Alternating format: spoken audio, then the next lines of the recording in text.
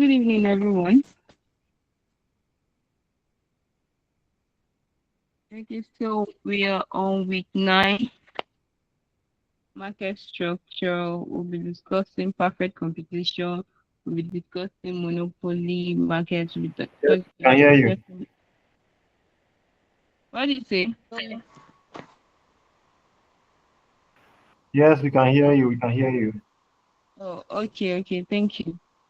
So tonight we'll be discussing market structure and the types, perfect competition, monopoly, monopolistic competition, oligopoly, price determination, discrimination, and non-price market competition and graphical analysis. Okay, so to our first slide, which is introduction to market structure. In our previous classes, we've discussed market structure, though not at length, but we've familiarized ourselves to the term. And here we have market structure refers to the organizational and other characteristics of a market. Yes, it influences how firms have and set prices. When you're talking about market, you're talking about a place where buying and selling goes on, a place where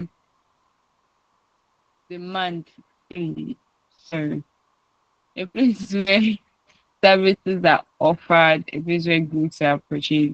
You get when you're talking about structure, you're talking about a form, like we are talking about how things get done, like the patterns of you're talking about the form. Yes. So you're talking about market structure, you're talking about the organizational, you're talking about the characteristics, like things that will make you say, okay, this market, or this is the kind of a market it is. This is the type of a market it is. You get. So market structure refers to the organizational and other characteristics of a market. It influences how firms behave and set prices. Yes. So the common types of market structure we have includes perfect competition, monopoly, monopolistic competition, and oligopoly. So tonight we'll be discussing each of these types, market structure types. Okay. So when you're thinking about perfect, sorry, excuse me. When you're thinking about perfect structure, like when you're thinking about perfect competition, you're talking about a market that has large number of um small firms. You're talking about product that has homogeneous products. And you're talking about a market that has homogeneous products. You're talking about a place where there is no barrier to entry or exit. Don't worry, we take each one after the other. You're talking about perfect knowledge of market, and you talk about them being price takers. That is, firm has no control over price. You're talking about large number of small firms. I guess an example of or a very great example of a perfect market is this our regular market here. Like your what's this area? Yeah, I want to do like just small. Yeah, you're my seven. Yes, I used to do my seven that is the market now. Like you're kind of my seven market. Yes. We get to have many sellers. Yes. And that's the first one. Large number of small firms. Like and I'm sure you still remember the definition of what a firm is. So, and you remember the difference between firms and industry shop. So we're talking about perfect competition. We're talking about a place where we have large number of small um firms. And I've tried to make example with my seven of that market in your area. You can use your own business, your own kind of business, your own small business as an example. Like okay, you sell, you have a lot of competitors, you have your goods can be substituted. It's an homogeneous product. I talk about homogeneity. It's about like a kind of product, like the product are similar. Yes, like people that sell cake, like a big cake, product are similar. Yeah, a lot of people bake cake. People that sells agricultural products like tomatoes too. A lot of people sell tomatoes. No barriers to entry or exit. Yes, before you can get to um market, like there's no this fixed policy, or there's no this restriction to the number of buyers, number of sellers that we can have in perfect competition market. Like anybody, like any firm, if you have the capital to be a seller, you get in a perfect competition market. There's not a kind of barrier of, oh, it's just few number of people that sells, or it's just this kind of people, or it's just you get like free exit and entry and exit. Okay, perfect knowledge of market. Yes, you know what you're selling. You know what you're selling. You can market your goods with it, and people of the price. You can sell mass control over price. Yes, it's the force of demand and supply that determines the price. It's not like it's one person. It's not like it's just a single film that we have in this kind of market. It's not like it's the producers that just take up that, hey, this is the amount I'm selling my goods. Like, this is the amount I want to sell this thing. That's the amount. No, you get in a competitive market, their price taker, it is the force of demand and supply that determines the price. Okay, so the next slide. Preferred competition price determination. Okay, market price determined by intersection of industry demand and supply. That was literally what I just explained. Like the force of demand and supply. It is how much people demand for goods, or how much of goods is supplied, that determines the price. It's not like it's just a simple producer somewhere that is influencing his price, his own satisfaction. You get, and very funny. And Firm's demand curve is perfectly elastic. We've discussed elasticity of demand. That's the degree of responsiveness of change in quantity demanded as a result of change in price. When you're talking about price elasticity of demand, it could be a response to change in price. It could be a response to change in income. I hope we still remember that part when we're discussing elasticity of demand. So when you're talking about perfectly elastic, you know how the graph looks like. It is horizontal. That graph that we say, okay, the coefficient is infinity. I don't know, because I asked us to go study it. I don't know if we did, but if you did, okay, you should be able to relate to that graph. I hope very soon we get to. I don't want to keep promising maybe next class, maybe next time, but very soon we get go on graph where we studied and we have question on it. You get. So we have profit maximization. Yes, like the firm maximizes profit when your marginal cost is equal your marginal revenue. No marginal cost is, that's the additional cost in incurred production and production is equals to the additional income that you generate. At the long run, the firm earns normal profit only. It's not about normal profit. You're talking about economic. You're not running at loss. Yeah, you're being at the maximum. Okay. So to the next slide. Okay, so yeah, we have a question here. We are giving a market price of 10 naira. Then we're giving cost function. Yes, this 5k plus 10. As an economist, how you pronounce it or how you describe this kind of question is that okay, we are given a function. So we have to find out where marginal cost is equal to marginal revenue.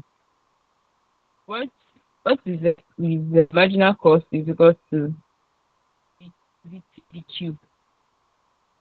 I'm sure at some point in our secondary school, at some point as a student, come across the topic calculus. We are familiar with the term differentiation. So yeah, in applied mathematics, we have to apply mathematics to economics. Total cost function, when you differentiate it, you're going to have your marginal cost. That is how it's calculated. When you differentiate your total cost function, I hope you're writing something down. You're just writing down. You get your marginal cost. When you differentiate your total revenue, you get. I hope you get me that. So when you differentiate your total cost, the function is 5q. CC is 5q plus 10. This situation, your dy dx. For here, the terms you're using is C and Q. So you can say you're the C, the Q. Or if you just C that you want to use, you can say you're the C, the Q. So that's what what it is. It has differentiate this 5Q plus 10. Let's assume this was 5x plus 10. Like our function of x, like our y. You know y is the same thing as function of x. I hope you are able to relate to what I'm saying. I'm not just speaking grammar. Let's go down to what we are seeing here. Hey, a minimum. Okay, we are talking about total cost function. We want to differentiate it. And the reason why I'm just coming this way is that I understand the fact that a lot of people have issues with calculus. A lot of people get scared when they get to calculus. So when you want to differentiate this, you know, our coefficient of q is 5. That is that attachment that we have with q is 5 and plus 10. If you are differentiating a constant, hmm? If you are differentiating a constant, our answer is 0. Our constant here, you know, in a linear equation, you know, this is actually a linear equation. I hope I'm not speaking English. You know what we refer to as linear equation? That's when your power of x is 1. And you're talking about quadratic.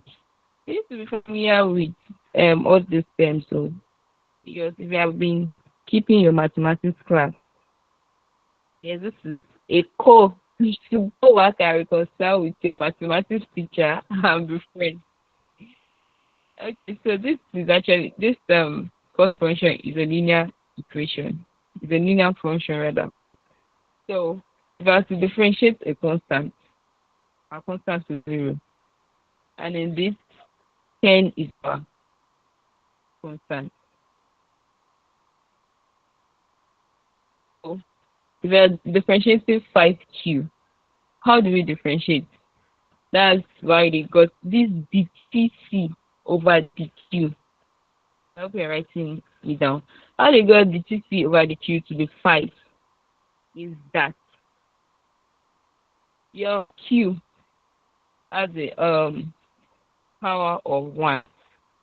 Yes. They say it has an invisible 1, like it carries an invisible 1. and then if we say that one multiplied by one, in differentiation, if you have ax ax with power of n, so you are going to have n multiplied by ax with power of n minus one.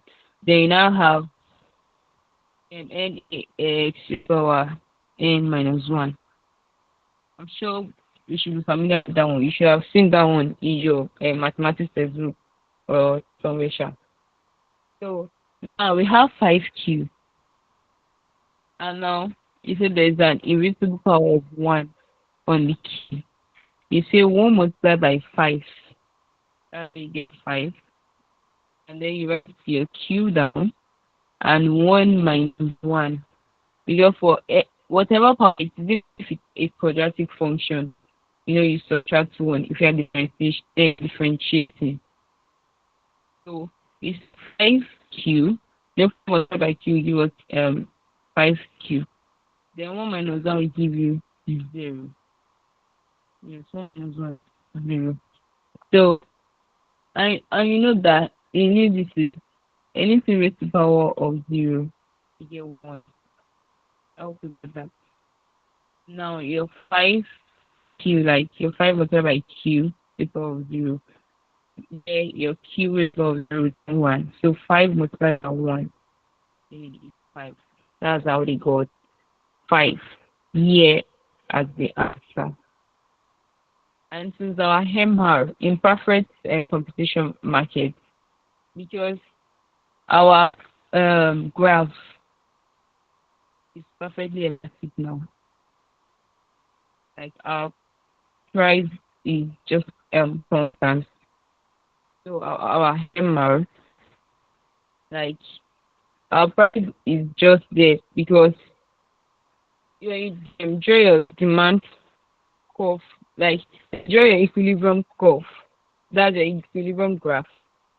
And that point that your demand is equal to supply because it's at equilibrium point, and that's our market price you get. So you're in a perfect competitive market, I mean perfect competition market. That point, that our equilibrium point, that point is not the producers that have control. We establish the fact that their price taker here because they have no control of the price. I hope I'm making sense. That's why the graph is not elastic. Our MR, our marginal revenue is the same thing as the price, is the same thing as the demand, and it's the same thing as our here. That's how this market price here is the MR. And yeah, the market marginal cost the same as marginal revenue.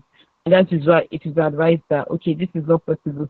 So this firm should shut down because at this point maybe marginal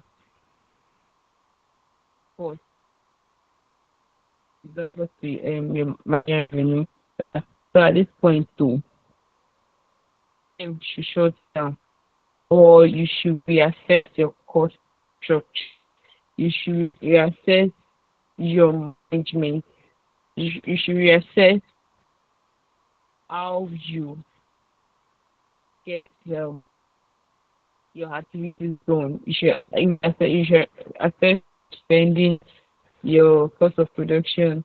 You should reassess cost and everything you get. Okay. So now I'm moving to the second market structure that we have, and that's monopoly. When you're talking about a monopoly market, here's the mono. I'm talking about one, like just single. So in a monopoly market, have a single seller dominate the market. A single seller will dominate the market. Unique products with no substitute, with no close substitute. high barriers to entry, price maker with downward sloping demand. I hope we do it to see familiarize ourselves with the graph even before we get to have the privilege to display graphs here. Okay, when you say single seller dominant market, like there's just a single producer of that kind or of that good. It's like just one person producing it. An example of monopoly in Nigeria here. You can talk about our electricity. Yes, electricity. Just imagine that just like we have people that sell tomato in market or people that sell food around. That's the same way we have where we can get electricity. Aside the IPDEC, yeah, aside IPDEC have numerous source of electricity. Even now that solar is even dominating, like people are getting to use solar more than it used to be in the past. Electricity in Nigeria. And there was a time that Dangote cement was kind of it was just like the old seller of that um and yeah, just with no substitute. Um if not for that, we got introduced to different okay, now we have even solar power. It's a very reasonable it's a very, very, very, very reasonable extent. You can't compare solar power to NEPA. Yeah, even your inverter, your power, you see, aside sun, good, sun charges it. There are times that you dey still bring light. You still use that your NEPA light to charge your inverter. Shey you know. So like there are products with no close substitute. We're talking about okay, like when we do use post office, like postal holder too. That kind of things that basically government are in charge. You get like there was no close substitute then. There wasn't phone. It's just the writing. You go through all the stress, all the shakara, people delaying you and that kind of thing. And high barriers to entry, of course, to run those kind of businesses, you need a lot, like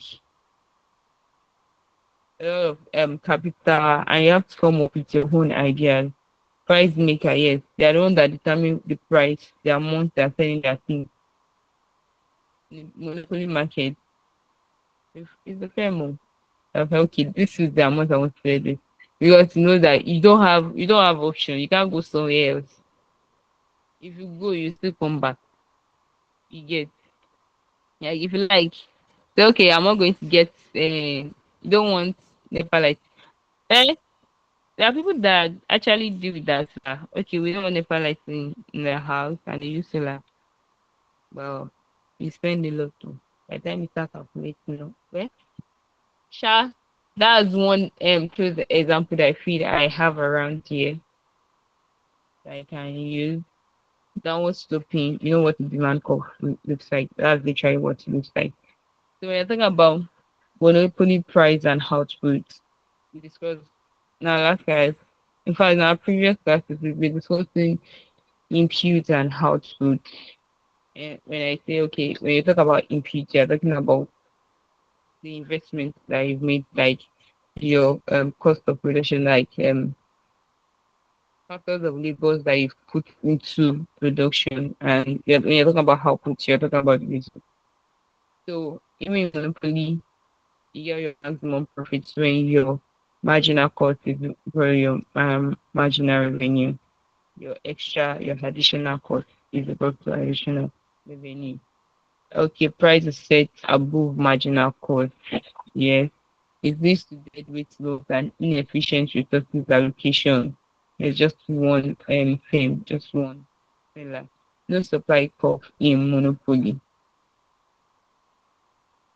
Okay, so price discrimination in monopoly, changing different prices to different consumer for same product. You have the first grade, you maximize your maximum price each customer is willing to pay. Okay, like the first degree, like okay, the maximum price, like based on discrimination, like maximum price each consumer is willing to pay, like bidding, like okay, there's an auction. This good is going for this price. I'm sure. I don't know. There are times that we come across all this Chinese movie, just reels, and then you like it will just catch your attention, and that's how sometimes when I get to watch movie, it's just basically from reels or advertisements that I've just seen. Okay, yeah, it's not my kind of thing though. Really sit down and then start watching movie. So by the time you get to watch the movie, then you know that oh, there's one CEO that is trying to get the attention of one lady like that, and then they go for auction now. Then I say okay, just to win her heart, this good is going for 10 million, and then someone is saying 15 million, another person saying 20 million, another person saying 30 million just for the highest bidder. Like oh, the person, oh, the highest they have is 30 million. If anybody's not going to beat above that, then the customer gets it. And this is based on quantity purchase. Okay, maybe if you're buying in bulk, like you're able to, the price could be subsidized, be reduced compared to someone that is buying in pieces. Okay. And the third degree based on consumer group. Then okay, yes, I guess it's about your consumer group. Like you want to presume it how urgent it is to you. Is that what the third group is? And then JUPEB example monopoly. Your P. When you get to P, you know what that stands for. And if you don't know, now you know that when you get to P, you're talking about price. This is the demand function. And you see that this demand function is also a linear equation. So this is the demand function.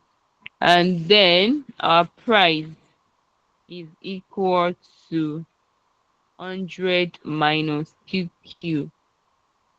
And when you're talking about demand, you're talking about price and quantity. So our Q here means quantity. I hope you're getting it. Okay, so our total cost is 20Q.